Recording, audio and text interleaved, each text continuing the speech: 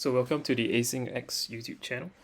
So this video would be on how to create a GitHub account.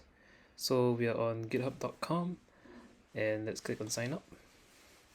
So here is the sign up form. So enter your email. So I'm gonna enter my email. Okay, click on continue, create a password. So password strong, continue, create a username.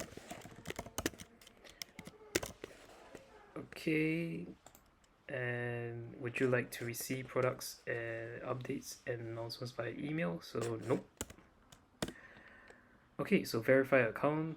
Please solve this puzzle to verify you are human. Click start and click on the spiral. So this looks spiral. 1, 2, and done. Okay, and let's click on create account. So wonderful. So we have this launch code to my code. This is the next section. How many team members will be working with you? It's just me. Am I a student or a teacher? I'm neither, so I'm just going to put student, continue. So tools, what specific features? Let's skip all this and click to continue. And learn to ship software like a pro. I would love to go for the free, continue for free.